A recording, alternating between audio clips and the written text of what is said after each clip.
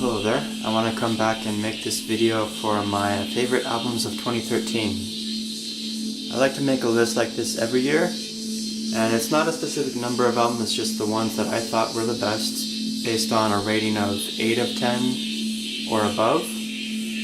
So I have 18 albums here, and for some reference I listened to about 250 or so albums last year from 2013.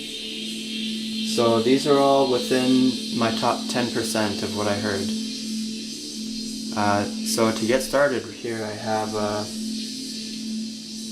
I was able to get almost all of them on vinyl here, so I'll show those. But there was one album that I couldn't find on vinyl just because it wasn't released on vinyl. But to start things off, at number 18, this is Depeche Mode with their new album Delta Machine. Depeche Mode is one of my favorite bands, and so of course I gave their new album a listen, and I was really pleasantly surprised with this one.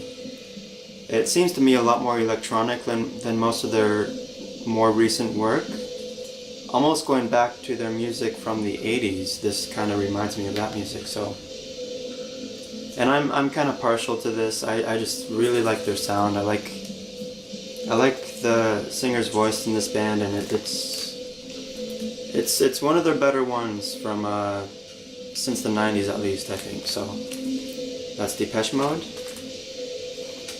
At number 17 is definitely a more electronic album. This is Mode Rat with their album 2. This is a collaboration between Mode Selector and Apparat, who I've known previously.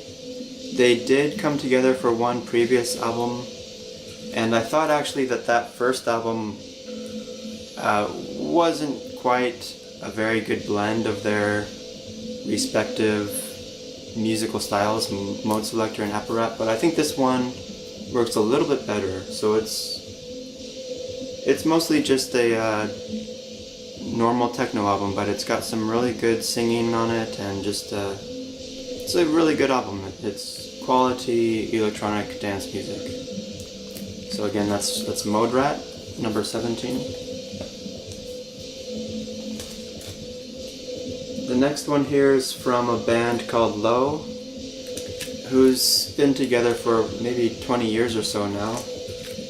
They make really kind of a slow, sometimes depressive music, but I think they really made a good one here with this one. It's probably not my favorite album from them, but it's definitely up there. I do prefer it from their previous one, I think from 2011 or so. So that's their album, The Invisible Way. The next one here, it's number 15, is HK119 with the album Imaginature. And this one is kind of an odd electronic IDM pop album. It's really one of the most bizarre albums I heard from the year, easily. It was released on the label One Little Indian Records. HK119, she's had a couple albums previous to this one, but I hadn't heard them. So this was the first one I've actually heard from her, but I was very impressed. It's I think she's from Norway, if I remember correctly, and she does have a heavy Scandinavian accent, but it doesn't detract from the music, and it's really well made electronic pop music. It's more on the pop side of things, but it's very good. Very interesting music there. She's also worked with bands like The Knife and Planning to Rock, so if you like those, this is within the same kind of style of music. The next one is number 14. This is Matana Roberts with Coin Coin Chapter 2. Mississippi Moonchild, it's called, from Constellation Records. This is her second album in the Coin Coin Chapter series, and I liked both of them very much. This one I actually prefer just a little bit. It's kind of not quite free jazz, but more on the avant-garde side of jazz. modern jazz, and it's very well made. Lots of the themes on this album include just the history of slavery in the United States and growing up in Mississippi. It's a really good album. The next one is an album by Function. This is called Incubation. And this is really one of the most straightforward techno albums that I really enjoyed this year. It's kind of dark and has a really nice atmosphere to it. So definitely, if you like those techno albums, this is one to listen to if you haven't heard it. From the Ostgut Ton label.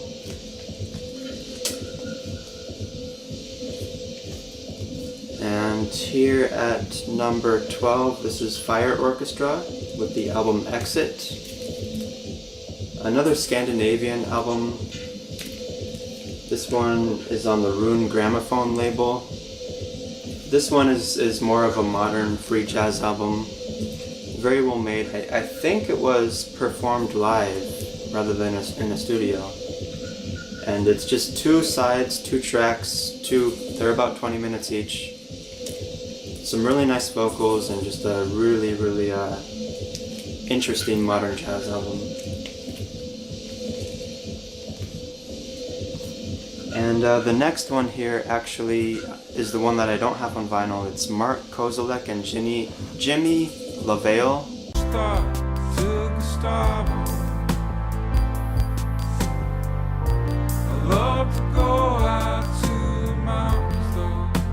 Mark Kozelek was in a band, the Red House Painters, and he also makes music as Sun Kill Moon. Jimmy LaVale is also known as the Album Leaf, I believe, and they came together to make an album that's called Perils from the Sea. And so Mark Kozelek has a very distinctive voice. Jimmy LaVale, the Album Leaf, is mostly responsible for the production on this album, and it's a really unique release for Mark Kozelek because the production is more electronic than organic. So, and it works really well in this case. It's some of the most beautiful music of the year, certainly, I believe so. And I did post 1 track on my channel a while back, so give that a listen if you haven't. It's a really nice album. So now entering the top 10 here, at number 10 is Lucene with The Waiting Room. Lucene is an electronic music producer who's largely used to make more experimental music, but this is really more of a pop album. I mean, there are vocals here and it has a very clean production to it. But it's very enjoyable music, and he certainly knows how to make this music work well. I think in interviews he said that it's really more challenging to make more pop music, something that has catchy hooks, than it is to actually make more experimental music, rather. So, I mean, this works really well. I'm really happy with this one. So. At the top of my top 10 is Lucene. The next one is Laura Marling. This one is kind of a folk album. Once I Was an Eagle is the title of the album. And it really reminds me a lot of Joni Mitchell's old albums, and it's made just as well. It's a very nice, beautiful album, I think.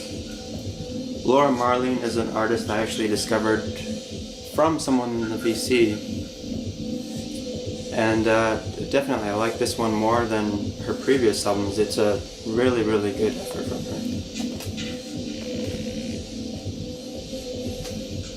And this one is Nick Cave and the Bad Seeds with Push the Sky Away. This one actually took a long time to grow on me. I had to listen to it a few times before I would want to include it on this list, but certainly at this point after I've heard it several times, it definitely deserves a spot. Some really, really lovely songs on here. The first one to catch my attention was the title track, Push the Sky Away, but as I listen to this more and more, the other tracks also are just really, really well made.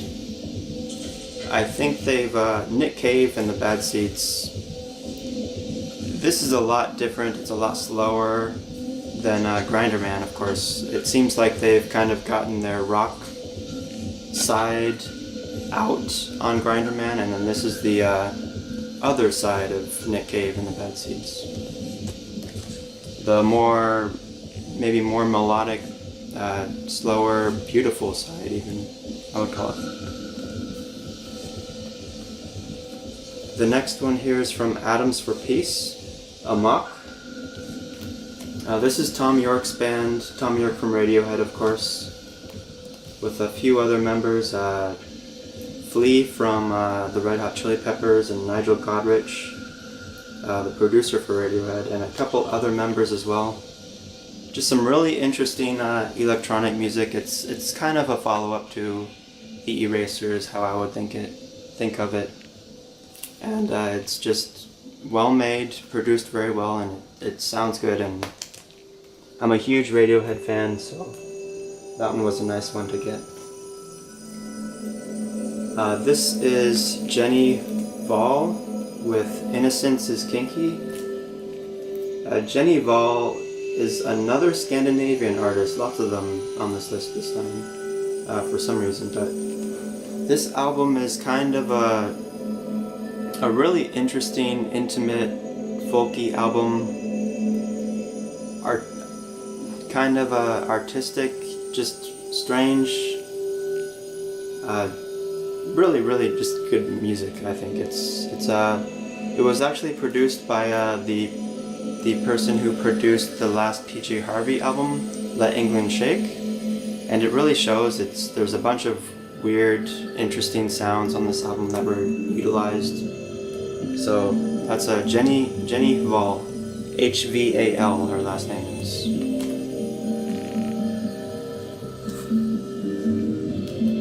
And this one is Voigt and Voigt. That's Wolfgang Voigt and Reinhard Voigt, with the album Die Zauberhafe Welt der Anderen. Wolfgang Voigt is one of the heads of Compact Records, and this of course is released on Compact Records, which is my favorite electronic music label. And this is just easily one of the most interesting electronic albums of the year. I don't know if I would call it, I guess it would be considered minimal techno, but also there are a lot of really strange sounds included here that kind of make it a more atmospheric listen even. Just almost like field recordings that they incorporate here that make it just really, really interesting. It also kind of has a somewhat dark atmosphere similar to the Function album. So that's Voigt and Voigt. At number 4 here, this is the Revival Hour. Scorpio Little Devil it's called.